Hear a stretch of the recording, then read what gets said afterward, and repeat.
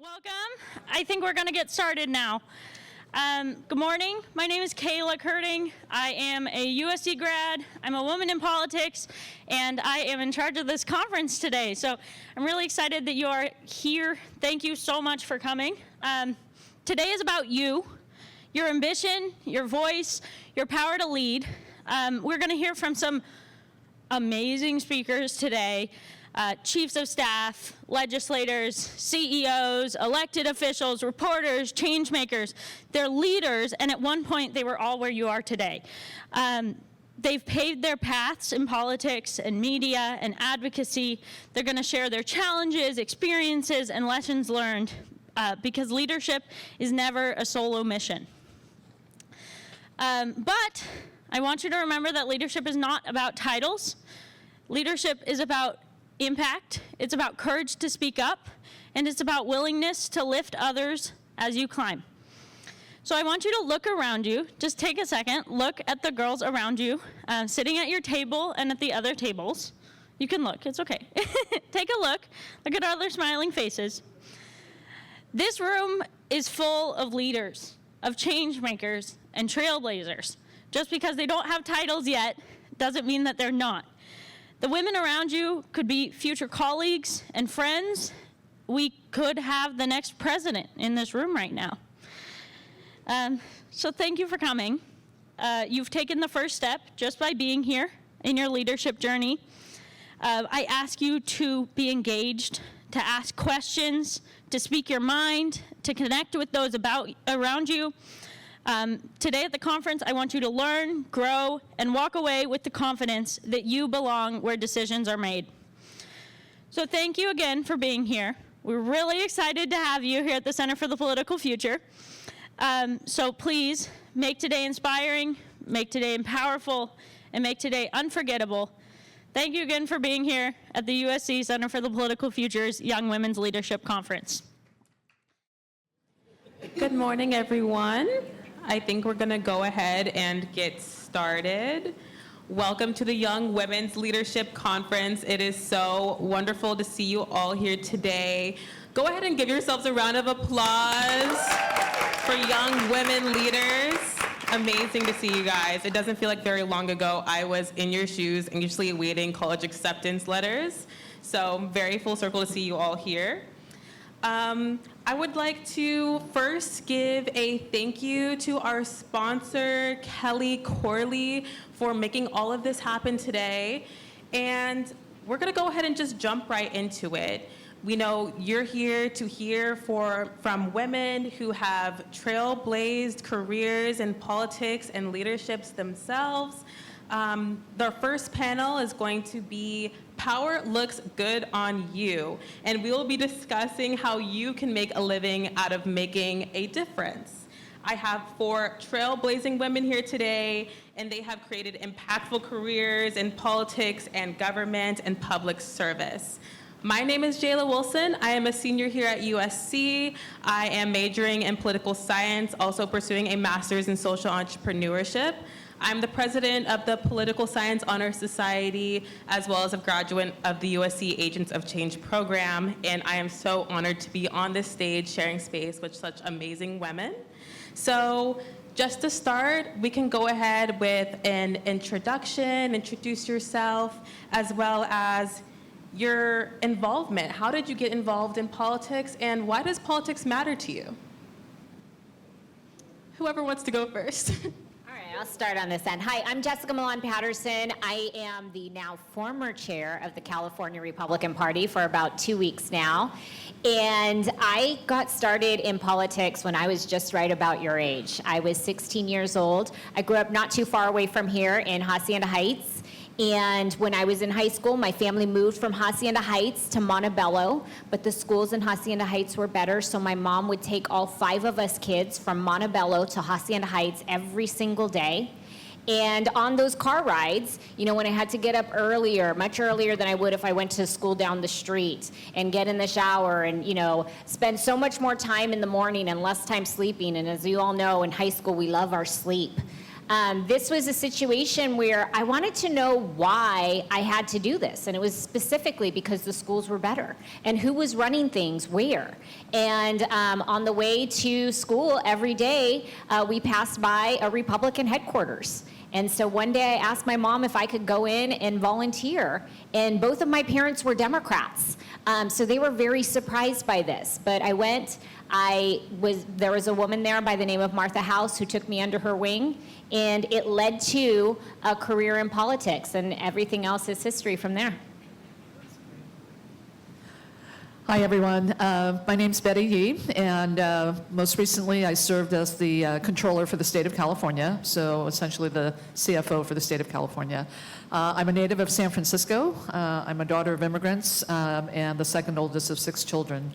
My involvement in politics really came at a young age, at the age of 13. And I think for those who grow up in immigrant households where parents are not English speaking, you become instant advocates. And so I was at the age of 13, and I'm so glad I'm sitting down telling you this story because I had my first public speaking role when I was 13. My younger sister was going to be part of the first class to be bused across the city of San Francisco as part of the school desegregation program in San Francisco.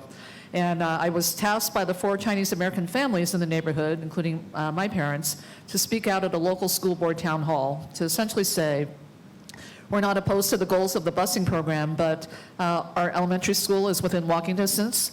Each of us owns small businesses, and if there should happen to be an emergency that arises involving our children across the city, we'd have to shut down our business, take public transportation, none of us drive, to take public transportation for well over 2 hours to bring home our child. And so I went to the town hall before the local school board at the elementary school down the street, made the statement when I was 13 years old. I'd never spoken in public before. I sat down after that, and the busing program lasted the better part of the next 30 plus years. Everything was fine. Nothing happened to my sister or my younger siblings. But that one instant just left an impression on me about being an advocate and speaking out for those who don't have their voice fully developed yet. And to me, that's what politics is a big part of, is the advocacy role, but also just understanding that it's about just standing up for something or someone or some community so that their voices are heard. Well, first of all, I want to say I'm just so proud to be with you this morning. So grateful to the Center for the Political Future for inviting me to this. This is the highlight of my year because it's just so inspiring to be among you all. And then the bonus of being with these amazing women and the great moderators. So it's really a good Saturday morning. It was worth the sprint from the parking lot to get here in time for the panel. So I'm a little bit different, I think, from the other panelists because, first of all, I'm a little bit riper, I think. And I never wanted to be in politics. In fact, when I was in college, which was the time when it was the me generation, and you were focused on yourself, I remember consciously saying to myself when you're thinking, what areas do I want to go to? I specifically said, no government for me, no thank you.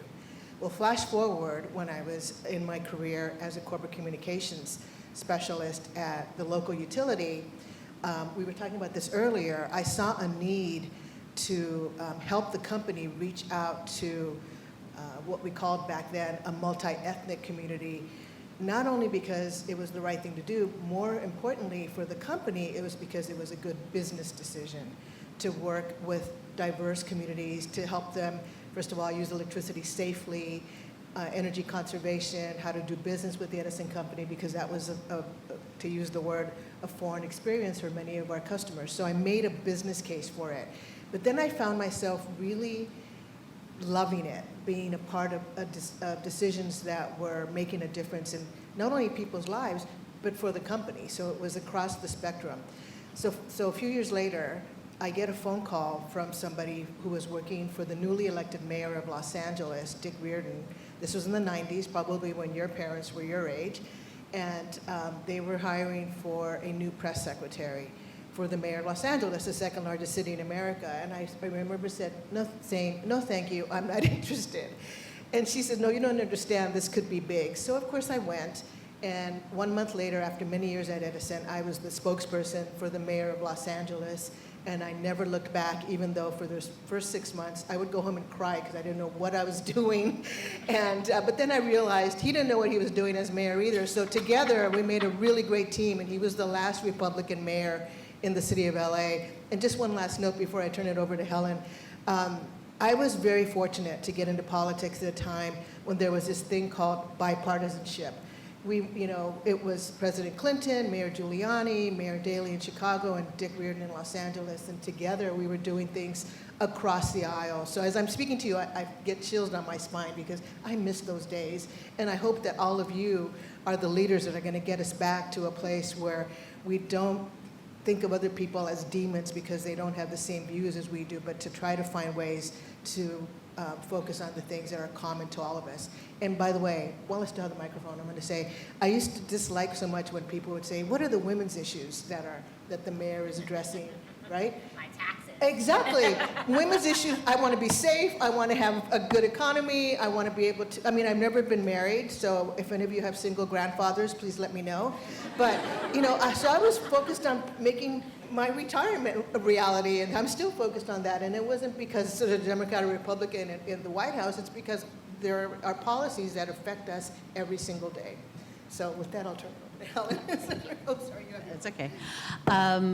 Good afternoon, I think, maybe technically, but not. I'm Helen Torres. I have the pleasure of running what I think is an amazing nonprofit, nonpartisan organization called HOPE, Hispanas Organized for Political Equality. I'm not one of the founders, even though I've been there for 25 years. The organization's been going 35 years strong. So our mission is to ensure political and economic parity for Latinas, to serve in betterment of community and the status of women. So we don't do this in isolation. We do this with the intention of ensuring that everyone has a place in our government, in our corporations, in our small businesses. I basically came to this space because I've never been involved directly after college in partisan government. But I've got to tell you, where I started and where I realized I had something to contribute was when I was in 3rd grade. My mother was a single mother, and she came to this beautiful place called Michigan, that you may have heard has a lot of lakes, from Puerto Rico. And as Puerto Ricans were citizens, she came to to Michigan because of me. I have what was considered pretty serious heart disease. And so she went to Michigan because there Henry Ford Hospital had one of the best pediatric cardiologists. And I had an aunt and uncle that was working for one of the big 3 auto companies, GM. So as a single mother with myself and my older sister, she was an advocate as a monolingual speaker, trying to find employment for herself while she was managing 2 kids, one in particular, myself, being a very high demand of her time, trying to get a job, would get fired within the first time she had to go and take me to the hospital, literally hospital, not just a doctor's appointment, an emergency because of my illness. And I saw through her, even being in public transportation, how she was pinched, how she was mocked because of her accent. How was she asked, why weren't you speaking English? And that was the environment in which I witnessed discrimination and harassment.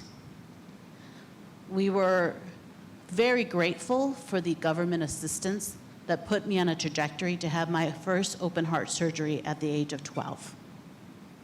When we moved to the suburbs, and this is the 3rd grade story, I call it my cupcake story, my mother got a phone call from one of the mothers in the elementary school asking her to bake, we didn't realize this, cupcakes.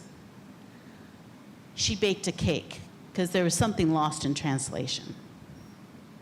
And she was ridiculed for it. As a 3rd grader, I stepped aside and kind of spoke to this adult woman and proclaimed, my mom is doing the best she can. She's learning a 2nd language. How much languages are you learning? So that was my first role as an advocate for my mother. Now, interesting enough, we also come from a very religious family. My stepfather was raised in a Pentecostal. His grandfather opened up, which is now the largest Pentecostal church in Michigan. So I would go to Sunday school on Sundays and Mass on Saturday, because my mother was a Catholic. So we were raised in a very interesting environment, a blue-collar suburb at that time, where neither my stepfather, who was actually born and raised in Orange County, then moved to Michigan to work, neither him nor my mother had a high school education. And they made things work because they had a good union job. But my mother to this day praises Ronald Reagan. And we were very much raised with the economic mobility of a dream that you can make your own opportunity and your own pathways. So I came into government in college. I was part of an organization called Chispa, which was a grouping of Latino students helping each other because we were all first gen. None of our parents knew how to navigate the system. They just told us, get into college. Somehow we did. We figured it out, right? And then we had to figure out the system. And that's when I started becoming more politically involved. My first campaign that I worked on was for George Bush Sr. And when I say work on him, I volunteered. And then I got an opportunity to come to California. And the one thing I will say about my political experience, because that was the first and only campaign I worked on, I became very much more comfortable in the nonpartisan space. Because I believe that if you're really truly a public servant, you should really think about how do you evolve as an individual, listen to community, and ensure that you're incorporating what the community needs are. So I have evolved, and I hope at the age of 56, after 2 open heart surgeries, I'm still evolving. And I thank you for showing up on a Saturday, because that means you're open for discussion for your own evolution. So thank you so much for having me here. Thank you so much for those. Yes, give that a round of applause. Those are all such moving and impactful stories, and as I hope everyone noticed, started from a very young age, as young as 3rd grade, high school, college, and I feel like there's this perception that this career in politics is for someone who is much older, but as you can see, your entrance can start from as little as 3rd grade, advocacy. And just as a segue, what do you think it takes, or what advice would you give to a young woman who wants to just get her foot in the door? Where does a young woman in high school enter the realm of politics and advocacy? Well, I'll start. I think you already heard a great example, somebody who was on the way to school with her mom and brothers and sisters and saw the Republican Party office there. So the thing is curiosity. Be curious about what's going on. Don't wait for the perfect opportunity. Make the opportunity and go for the good opportunity, because that'll get your foot in the door. And if I had it to do over again, because it's been so amazingly rewarding for me in my later years, I would have started sooner. I would have volunteered like Helen did for President Bush 41. And I forgot to mention that after working at City Hall, I went to work at the White House for President Bush, the second administration, George W. Bush, as Laura Bush's press secretary. She was the first lady at the time. And so I think the confidence to be uncomfortable is a powerful thing to do. Don't be just comfortable. Be comfortable with being uncomfortable, because that's where you learn and you see things and you meet people. Just like this morning, you're probably, you know some of the folks that came with you, some of the other students, but there are other students from other schools.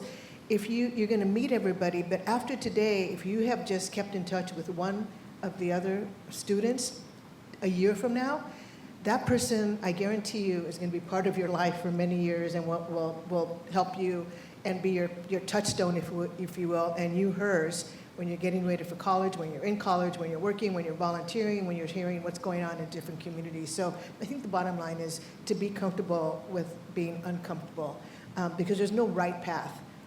Your path is your own. I would say show up. Show up.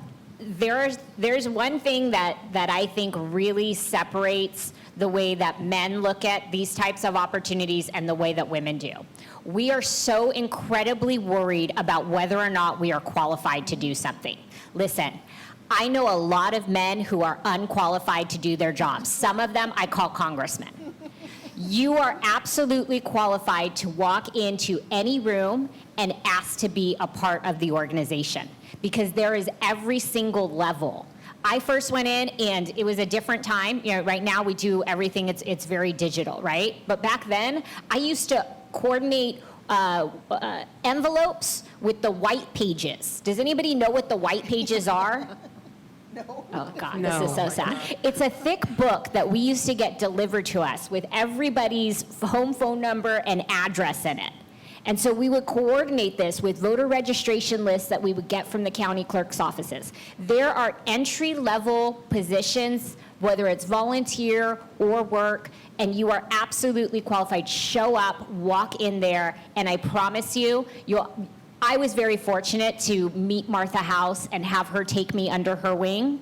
There are so many women out there that want, I don't know if you understand how difficult it is to get elected statewide in the state of California. It is so incredibly difficult. And this woman is here today to impose her knowledge on you. This is phenomenal. These are the types of people that want to help you out and bring women into the conversation, because when women are a part of the conversation, everyone benefits from it. That's right. Exactly. Yeah, thank you, Jessica. And I'm just going to ask all of you to think about, you heard my beginning earlier about being an advocate for my parents, but it's more than that. When you think about just your daily experiences and how things are working in your communities, how things are working at your school, how things are working for your family. I think part of what makes politics really work well is that we hope that our systems are working well for everybody. And so one of my passions early on, because I was so involved with my parents' laundry and dry cleaning business and had to interact with government agencies, and I just saw a lot of just things that could have been improved in terms of just some of the things that my parents had to comply with around renewing their business license, or just reporting, kind of doing tax returns to the state tax agencies and not even understanding what it took, but because I was good at math, I knew how to at least fill out the boxes. But none of this gets explained. And so I think taking stock of just what is happening in front of you with your lives is really key, because we're all in this to do this work because we want to be sure that everyone has, is able to thrive. And doesn't matter, Jessica, thank you for calling it out. When I serve as a statewide official, I want everyone in California to thrive. Yes, I'm a Democrat, but it doesn't matter. My role is to be sure that everyone has those opportunities. So if you see anything that seems unjust or needs improvement, or looks like it's something that needs to be modernized, and part of why I'm saying this is because you need to have passion for this as well. And I think oftentimes that passion, people think about some big splashy thing, but it could be something as simple as, how do we make sure that school transportation is much more accessible, so that we're not having working parents having to spend a lot of time in their cars, taking their kids to and from school.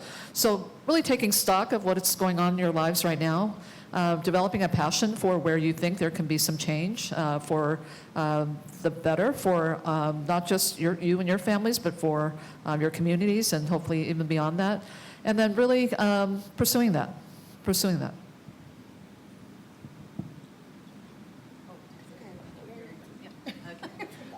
Sorry.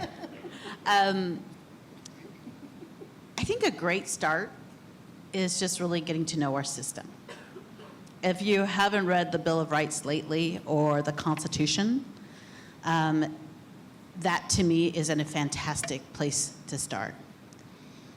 For change to happen, and I'm assuming all of you are here because you see yourselves as leaders that are going to lead in some kind of change, is to know the fundamentals and what this country has been built on.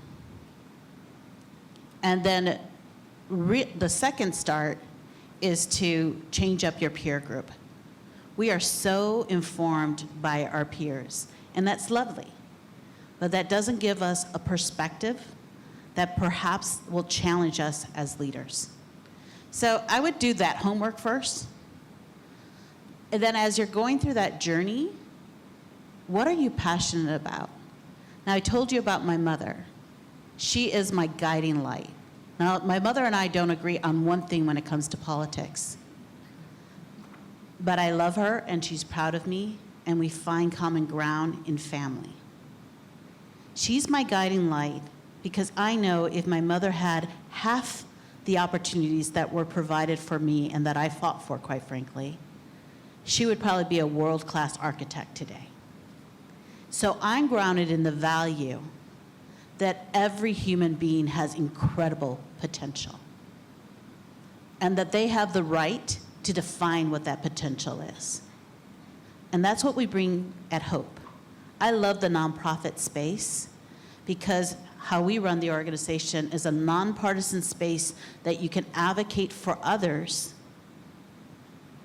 but also find a place that you can find peers that can support you and challenge you. So the fundamentals, know what you're getting into, check in your gut check about who you're surrounding with and what voices you're not listening to or hearing, and then really ground yourself in something that you want to protect and that you want to believe in, that you do believe in. Can I just say something? She just made a fabulous point there at the end. And when she said, listen to that voice. Even if it's your voice in your gut check, if you feel in your gut that what you're doing is not right for you or not right, don't just go along because you think it's the right thing to do. Trust your gut. It's usually right. Your instinct is usually right. So don't just, you may have chosen to go down a certain path and you start getting there and then you feel like this isn't feeling right for me. There's nothing wrong with stopping, taking a detour, or just doing something else altogether. Don't be your own self-critic, and doubt is a powerful thing because it's there to protect you. Thank you so much for sharing. And I want to double back to something that you mentioned about diversifying your peer group along the political spectrum. That's not very common today. We have a lot of echo chambers. We're in an era of cancel culture.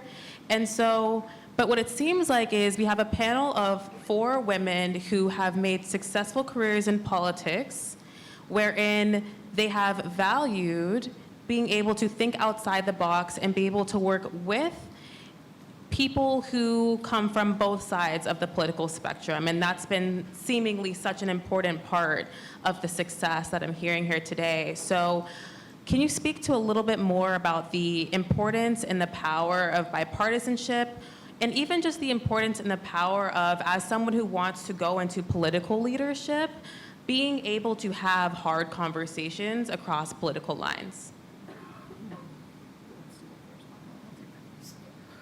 Thank you for that question. I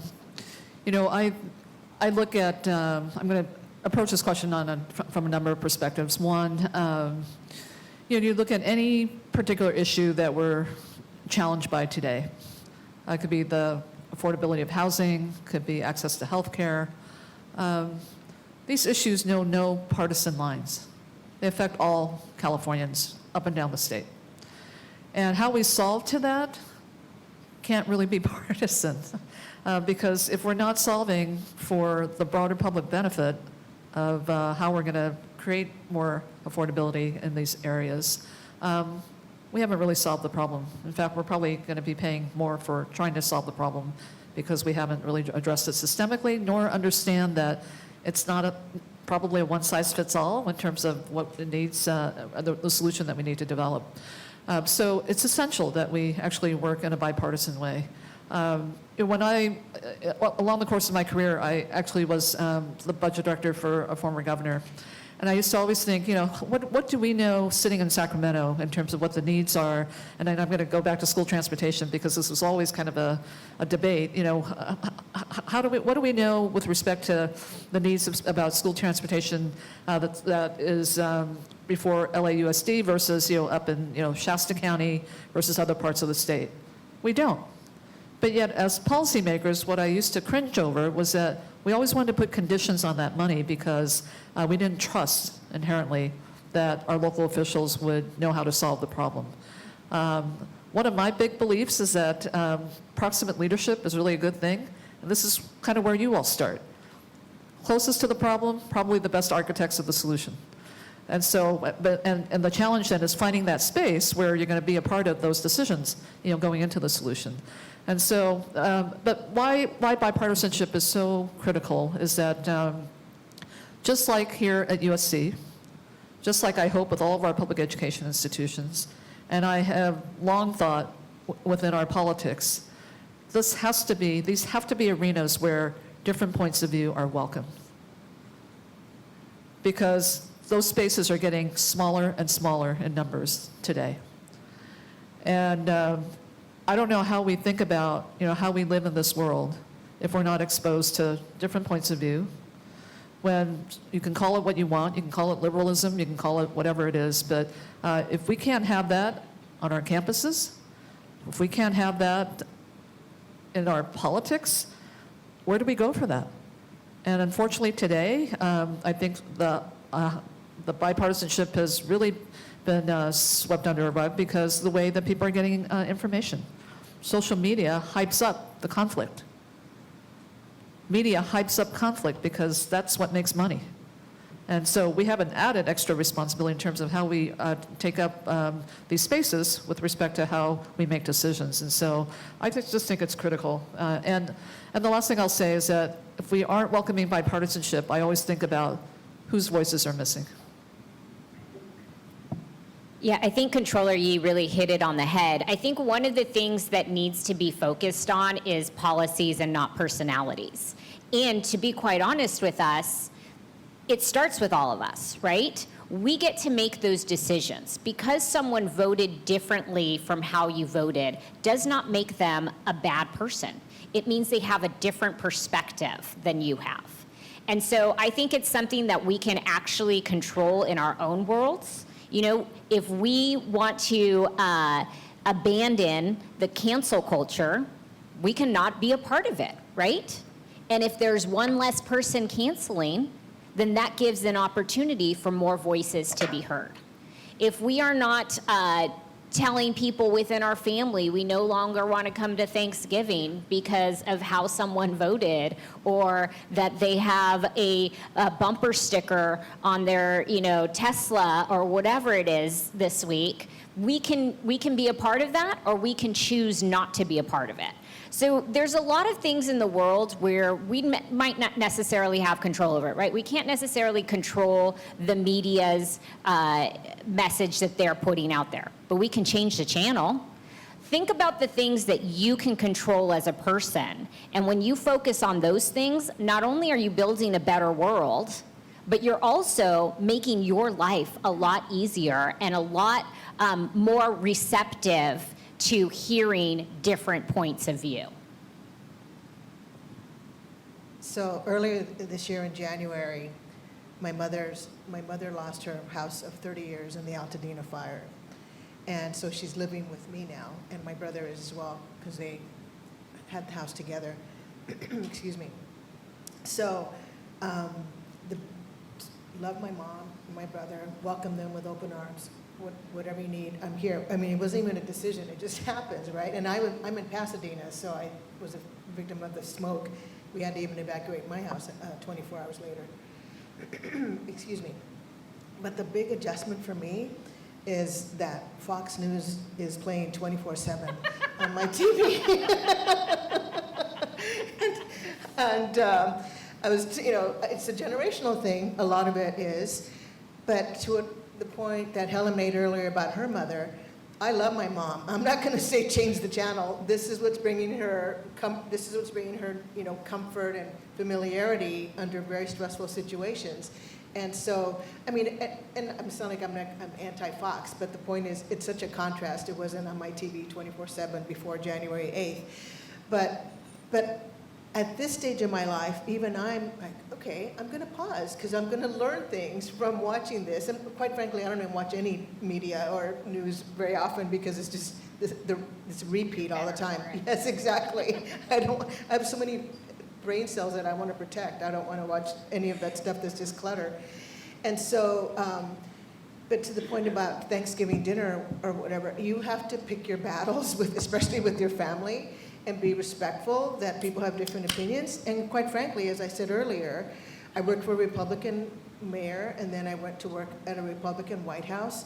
And during those years, from when I first registered to vote, I was a Democrat, which I always was proud about that because it really underscored the bipartisanship of what was happening in America at that point. It wasn't about my political identity, not that I was, a card carrying anything, but that was where I was comfortable for a number of reasons, which we won't get into today. But now I'm an independent, which a lot of people are now becoming independents for that reason. But I'm saying all of this to say, be open-minded, pick your battles, and if you're having a hard time in engaging with somebody, count to 5. Because it gives you a few seconds to absorb, and also, to have a more reasonable conversation. And I think that when you set the tone of a conversation, you keep your voice at a moderate instead of yelling at each other, the other person will hopefully and usually respond in kind, and that sets the path for a conversation that gets you both in a more viable place to find solution for whatever the problem is. I'll just quickly say that as I gotten older, I listen more, and I hope I listen better. When you listen to others that have different perspectives, it can do 2 things. 1, open your horizon to new ideas, or 2, help make your argument that much stronger. So I listen a lot more now. I will also say, in this world that we live in, where there is cancel culture, that's a cancer. There's also censorship, and they go hand in hand. Perhaps they even mean the same thing. There's censorship that perhaps an organization like Hope will not survive the next 4 years. So that's my existential crisis that I'm trying to figure out right now. But I'm listening, I'm reading, I'm trying to hold judgment. But then you do have to step up, depending on who you are and what you want to fight for.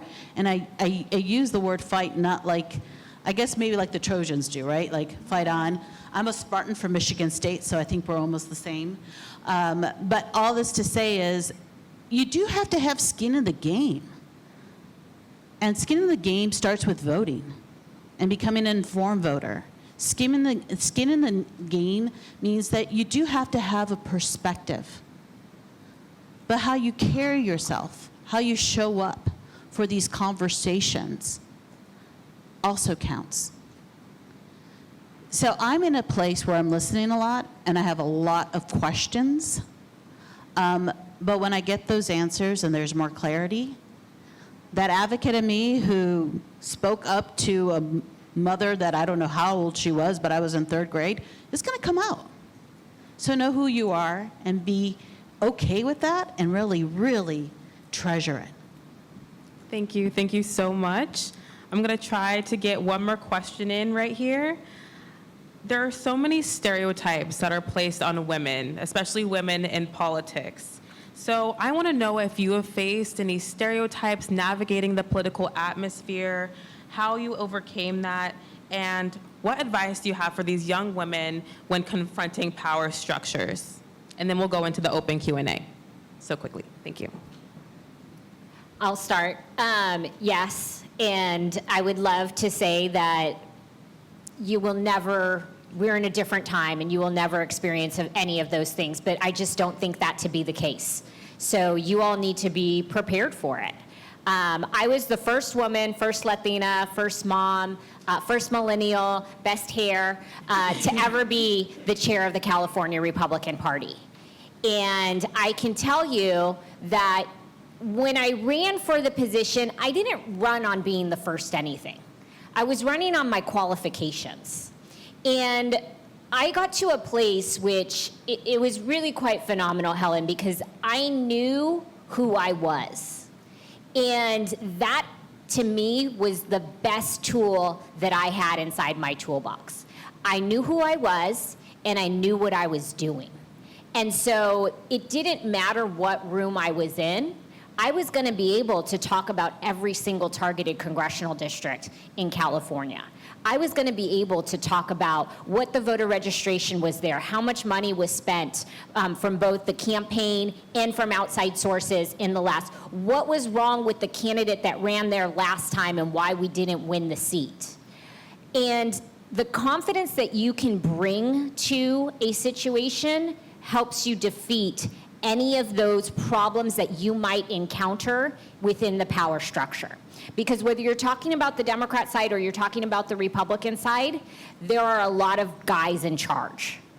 And so when you are entering that space, you are going to be in the minority, so you need to make sure that you have all of your ducks in a row, way more than a man ever would have to.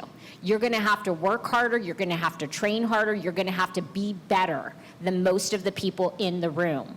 But that's how you get the seat at the table, and that's how you keep the seat at the table. Thank you, Jessica, and thank you for being such a pioneer. Leading a political party is tough work, tough work. And this is still very much a male-dominated arena. So everything, I agree with you, Jessica. But the one thing I do want to focus on is this whole power structure issue. It really begins with each of you.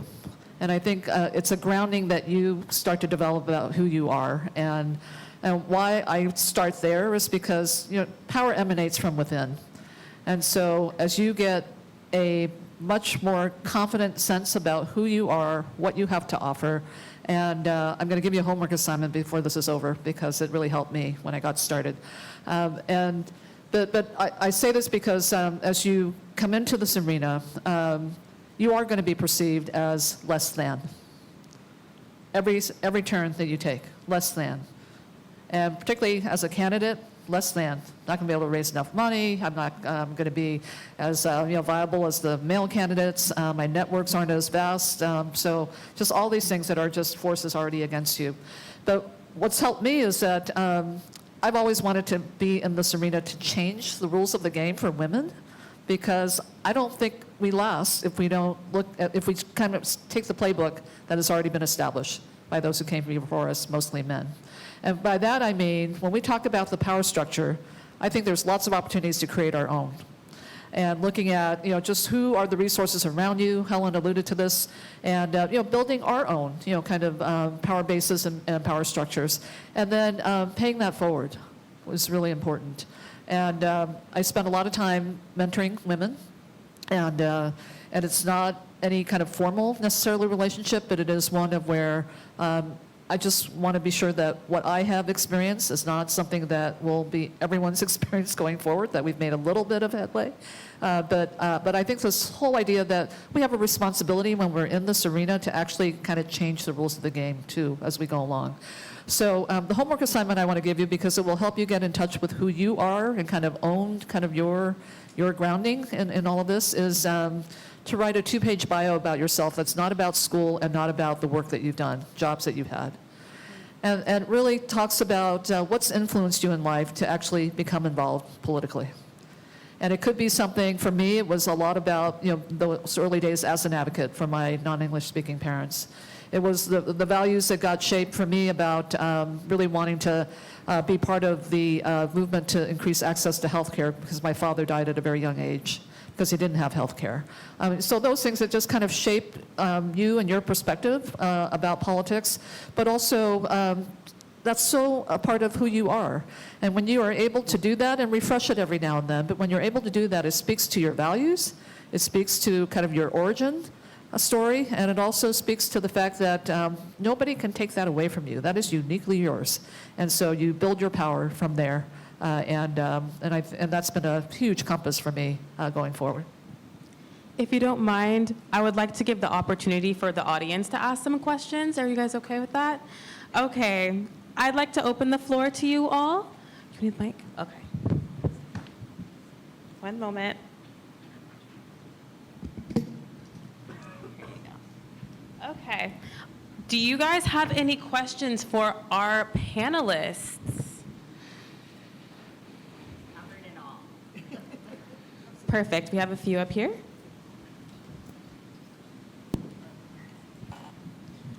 So I have a question for Betty Yee. And so like you, I have parents who are immigrants. And my question is, how did your experiences affect your choices when considering a path for your career? And yeah. Okay. And quickly, if you don't mind, we're going to give quicker responses so as many girls as possible can ask their questions. Okay. It was a huge influence. Growing up in a large family, we didn't have a lot of money. But what really drove my career in terms of going into finance in the public space is because I grew up out a lot of money. But also seeing how, with that busing story that I told you about, how money drives a lot of decisions in policy. And so I wanted to be a part of that decision-making process along my career.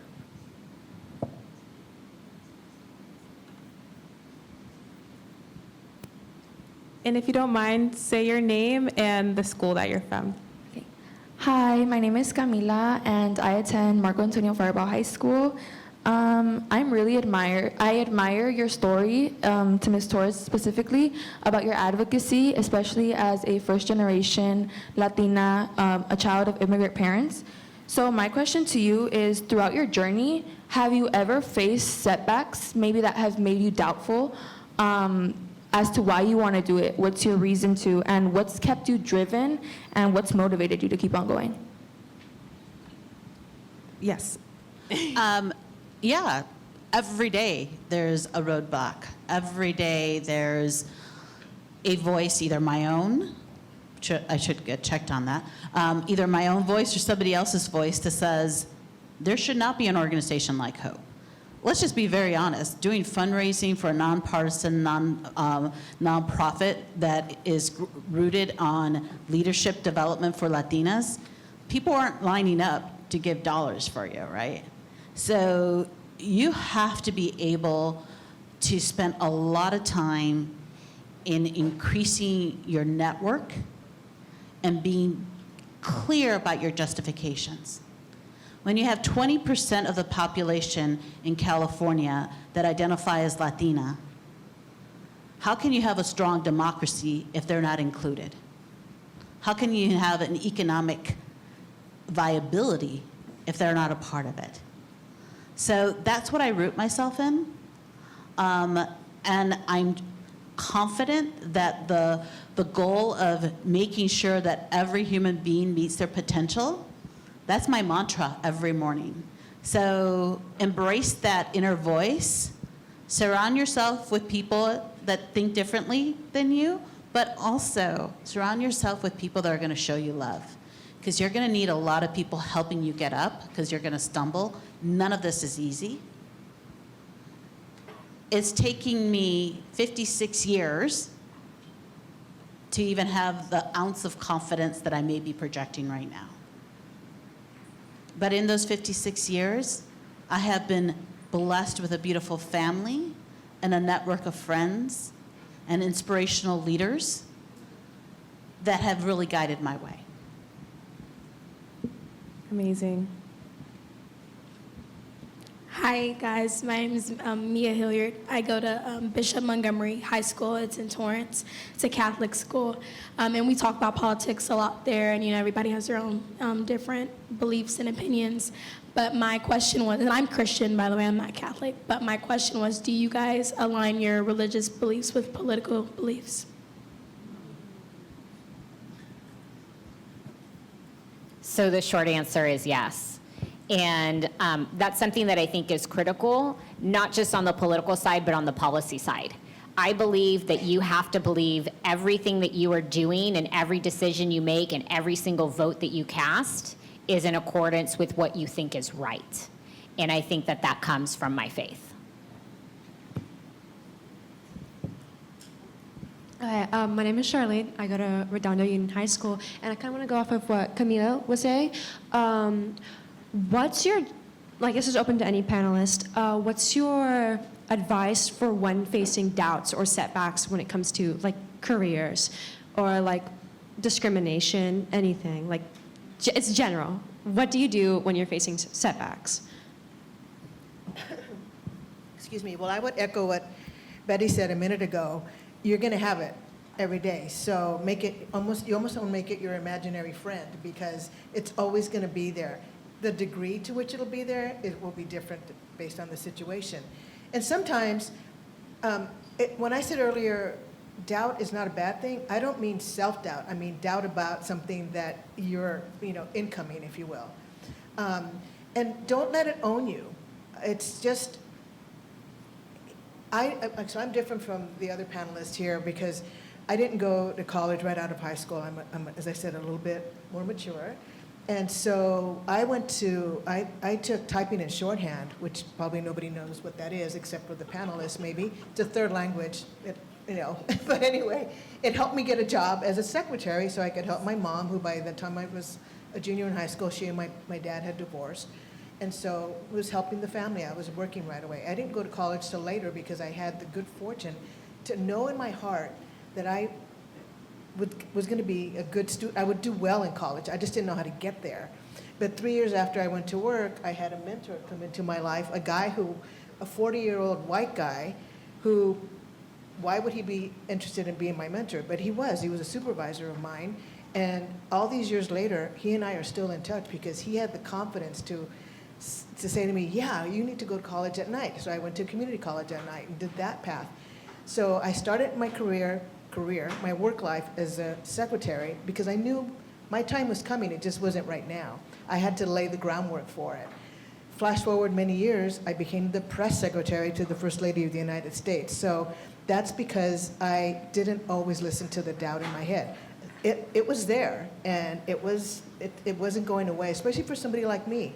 Nobody like me was in the professional environment. There weren't other women. There weren't even women of color who were executives. And if there were, they were taking care of their own piece of the action. They weren't going to be sharing it with me. And I'll tell you something else, just to date myself even more. No matter whether it's politics or whatever, at the Edison Company where I worked, I started my work life, every woman who applied for a job there, whether you were an assistant secretary or an engineer, you had to take a typing test because you were a woman. Thank God that doesn't exist anymore, but that's the reality I grew up with. And so I'm very proud of my journey, but I'm really proud of you for asking those questions and recognizing that there are going to be barriers and then doubt and people who don't believe in you. Who cares about them? You don't want to be in a room with people who will speak ill of you when you're not in that room. That's what I'm saying. We have time for a few more. Hi, I'm Roshini. I go to Northwood High School in OC, and I have thought a lot about political advocacy, but I think one of the biggest major points is a lot of people ask, why do you care? And I wanted to ask what's your opinion when someone asks you, why do you care about a certain issue if it doesn't necessarily directly affect your life? So I think that's the most important question that you can ask yourself. Simon Sinek, I always say his last name wrong, but he has a great 18-minute TED Talk on your why, and there's a book that goes along with it. Highly, highly, highly recommend it. Because people do not believe that you care until you show why you do. And I think it's something that's so incredible because generally speaking, as Republicans, we are constantly leading with our resume. We are talking about our qualifications. But guess what? Nobody cares about the job that you can do unless they know that it is your passion. So you have to tell your story. So when I came in here to talk to you guys and I gave my brief bio, I told you my story. I didn't tell you about the 12 campaigns that I've worked on. I told you about what pushed me into the political arena. So the why is something that is so critical. And it's also something that you learn. While I'm not on the government side, I'm on the political side. There are advocates that come in and educate you on issues. And sometimes it doesn't affect your life whatsoever, but it affects the lives of your constituents. And when you have a mom that comes in and tells a story, that affects you. And that makes you care about whatever the policy is that is trying to be passed and people are trying to get you on board with. So I think the why is the most important question you can ask yourself, and it is the most important question that other people will ask of you as well.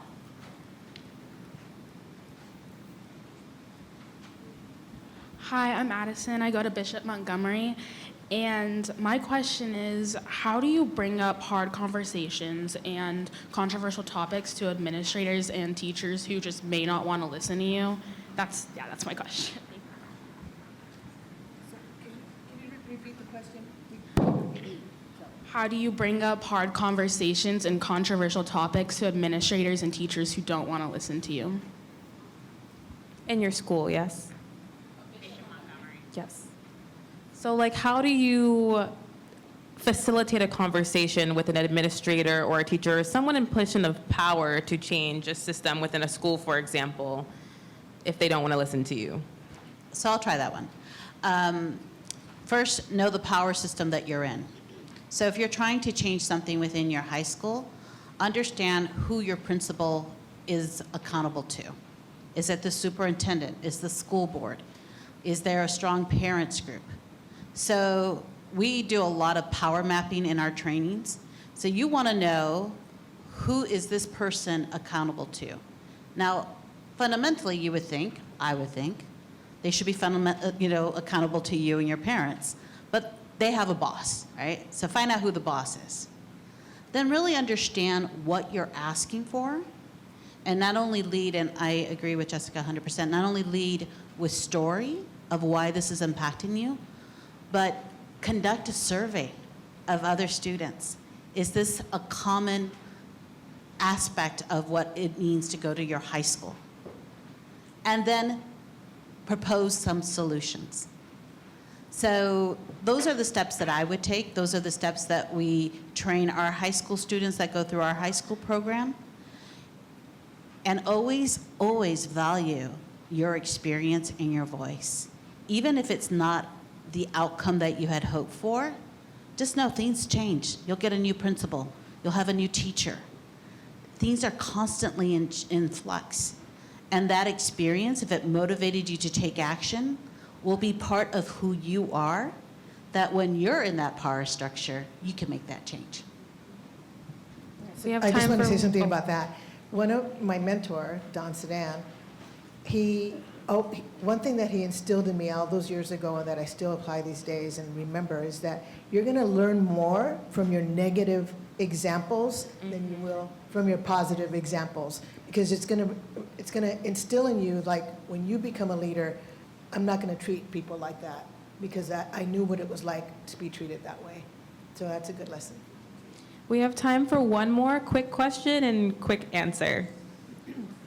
No, you're so fine.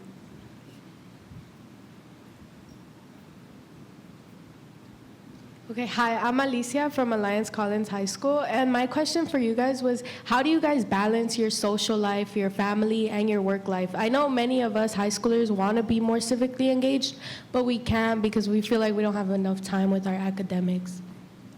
So I got this advice very early on in my chairmanship, and it actually came from Ivanka Trump. And she told me that she never tries to balance, because balance implies that something's going to be out of whack at some point. So every single day, I have a list of priorities. And my number one priority is to be a good wife to Wes Patterson. My number two priority is to be a good mom to Abigail and Madeline. And then my number three priority is to be a good chair of the California Republican Party. And every single day, those are my priorities in order. And if you lock in on what your priorities are, you'll be successful. You figure out what is most important to you. Those are the things you focus on. Everything else is noise. Focus on what your priorities are. So I want you to take the term work-life balance out of your vocabulary. It's different for each person, but what I like to think about is work-life effectiveness. Like how do you prepare yourself and how do you reach, just with all of the different responsibilities and things on your plate, how do you reach a point of where you're good at both? And it's not one at the expense of the other. I actually find that both and really helps because setting priorities is really important. I like setting priorities on the work side because you can't do it all. And you have others that you can rely on to help you do that. But I don't think any of us would think about sacrificing, certainly family and, just that time. Yes, time sometimes you have to sacrifice, but think about work-life effectiveness. Like what's going to help you be kind of at your prime to both, your family personal life as well as your work life. Okay. Yes. Put your oxygen mask, right? Just like prioritize your self-care, your well-being. That's all the time we have for today, everyone. Can we get a round of applause for our amazing panelists? I would also like to thank the Center for the Political Future for prioritizing these conversations and prioritizing young women leaders. We are now about to break out to the next section of our program, and thank you all very much for being with us. Thank you.